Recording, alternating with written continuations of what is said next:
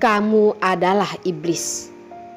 Bab 223. Jantung Darlene seperti mendapatkan serangan. Seluruh tubuhnya sudah hampir tidak berasa, tapi dia tetap menarik napas, menahan air mata yang ada di dalam matanya dengan rasa benci berkata, "Yos, kamu adalah iblis." Saat itu sebuah angin berhembus melewati telinga Darlene, menggulung rambut panjangnya. Lemari di sisinya mengeluarkan suara dentuman yang keras. Lengan pria yang kuat berada di sisinya. Hati Darlene sama sekali tidak tergerak, bahkan sedikit ingin tertawa. Kenapa? Sudah marah.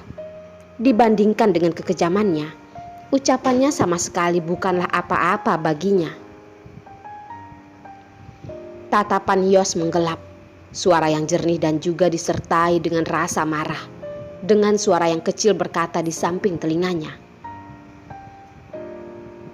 "Kalau aku adalah iblis, jadi bagaimana denganmu, Darlene? Kamu bahkan lebih parah daripadaku." Saat ini Darlene sama sekali tidak takut dengan Yos yang marah. Dengan tenang melihatnya, menunjukkan sebuah senyuman yang manis dan berkata, "Yos, dibandingkan denganmu, aku bukanlah apa-apa. Aku mungkin hanyalah orang bodoh saja."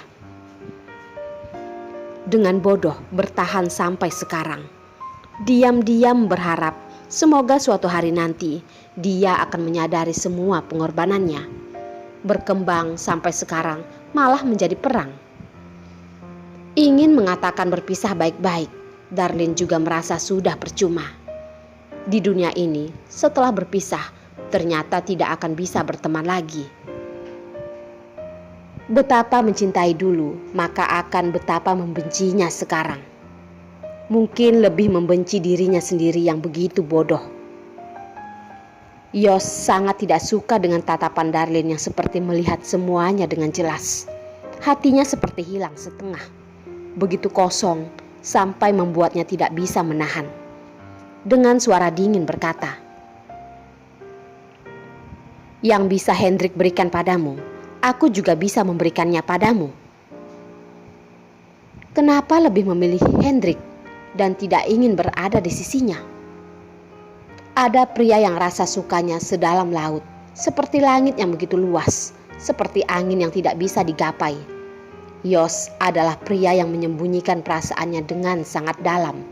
Dia tidak pernah mengatakan dan tidak pernah menjelaskan. Karena dia sudah terbiasa dengan cara ini, dia merasa Darlene seharusnya mengerti pemikirannya. Tapi dia sudah terlalu semena-mena, merasa orang lain harus mengerti dirinya. Namun tidak tahu kalau Darlene tidak mengetahui apapun. Walaupun begitu, dia tetap adalah Yos itu.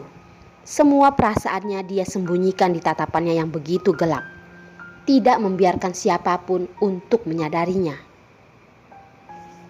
Darlene sudah tidak bisa memperdulikan begitu banyak. Pikirannya sangat kacau. Dia hanya memikirkan bagaimana membalas pria yang ada di sisinya ini. Kenapa dia begitu menderita dan Yos malah terlihat begitu tidak peduli. Jadi Darlene menggunakan kata kasar yang bisa dia pikirkan untuk membuatnya tidak senang. "Dia lebih lembut darimu, lebih baik darimu, lebih perhatian darimu. Apakah tidak boleh?" Bagus sekali. Darlene, kamu sangat hebat." Dada Yos naik turun. Dia takut tidak bisa menahan diri dan mencekik wanita yang ada di sisinya ini. Darlene bahkan berani mengatakan Hendrik lebih baik daripada dirinya. Pria yang lemah itu mana mungkin lebih baik darinya? Dari sisi manapun, dia lebih baik darimu. Paling tidak akan membuatnya begitu terancam. Darlene bisa merasakan betapa mengerikannya tatapan Yos padanya. Dia tetap menatapnya dengan tidak mengalah. Waktu terus berjalan. Begitu lama sampai membuat Darlene merasa Yos mungkin akan menyodorkan tangan dan memberi pelajaran padanya. Akhirnya, dengan perlahan melepaskan tangannya yang menahan di lemari, sama sekali tidak berkata, mengambil baju yang ada di lantai dan memakainya. Sebelum pergi, Yos juga meninggalkan ucapan yang tidak masuk akal. Darlin, kalau kamu tetap seperti ini, aku pasti akan sangat menantikan. Setelah berkata, tubuh yang tinggi dan tegap pun menghilang. Tidak lama dari luar, terdengar suara pintu yang ditutup. Darlin seperti barusan terbebas dari kematian. Seluruh tubuhnya bersandar di lemari. Dengan napas yang terengah-engah, siapa yang mengatakan hati wanita bagaikan jarum yang ada di laut? Dia merasa hati prialah yang begitu dalam dan tidak tertebak. Apa maksudnya menyuruhnya untuk mempertahankan seperti ini? Sangat menanti. Apakah dia sangat menyesali karena dirinya tidak mati hari ini? Tidak peduli bagaimanapun, dia tetap sudah menyembunyikan hal itu.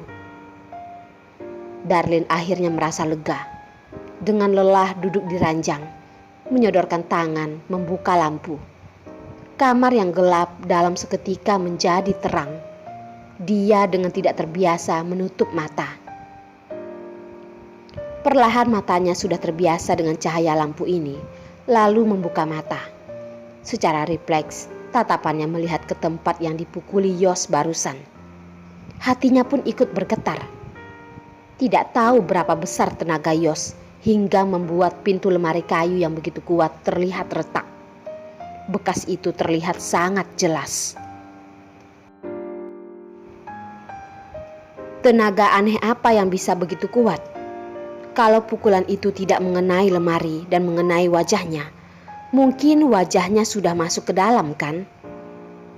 Yos benar-benar sangat mengerikan. Darlin melihat bekas itu begitu lama dan hatinya tetap tidak bisa tenang. Kalau dia mengetahui rahasia mengenai Derek, Darlin benar-benar bersedia menerima pukulan itu. Tapi Yos sepertinya tidak ada kebiasaan memukul wanita. Untung saja wajahnya masih aman. Tapi cara membuatnya marah tidak setiap kali akan berhasil. Kali ini dia juga hanya mencoba keberuntungan. Kalau Yos benar-benar bersikeras, dia pasti sudah mempersiapkan dirinya. Darlin duduk diam sejenak. Setelah detak jantungnya kembali normal, dia melihat jam di ponselnya. Sudah hampir jam 10 malam. Mungkin sekarang Derek sudah tidur. Memikirkan anak kecil itu pasti terus duduk di ranjang dan melihat pintu kamar, menunggunya pulang. Darlin pun merasa bersalah. Tidak tahu kapan mereka berdua berada di dalam apartemen selama 3 jam. Darlin menenangkan hatinya dan membawa sedikit perlengkapan, bermaksud kembali ke rumah sakit menemani Derek. Dengan begitu dia akan merasa lebih tenang. Darlin tidak tahu, di bawah ada sebuah mobil BMW Silver dan sebuah mobil Jaguar hitam. Mereka berdua saling memandang dari dalam mobil. Walaupun 2 orang yang ada di dalam mobil tidak membuka jendela, tapi dengan kompak berhenti. Yos menaikkan bibirnya tersenyum bangga, perlahan menginjak gas. Mobil dengan performa yang bagus pun terbang bagaikan roket. Dan di dalam mobil BMW Silver, jari Hendrik yang panjang dan bersih itu memegang kemudi dengan erat. Nadi di telapak tangannya pun mengembang, seperti menahan rasa marah yang besar. Jam segini, Yos barusan keluar dari apartemen Darlin. Apa yang terjadi di antara mereka sudah tidak perlu dikatakan lagi. Tapi dia tidak percaya Darlin masih akan menerima Yos. Dia sedang mempertaruhkan Darlin tidak akan keluar dari pintu apartemennya.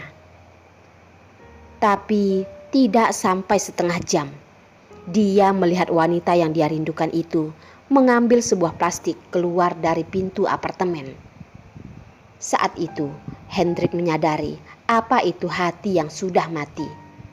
Tenggorokannya terasa ketat, mengering. Dia masih memiliki alasan apa untuk membohongi dirinya lagi?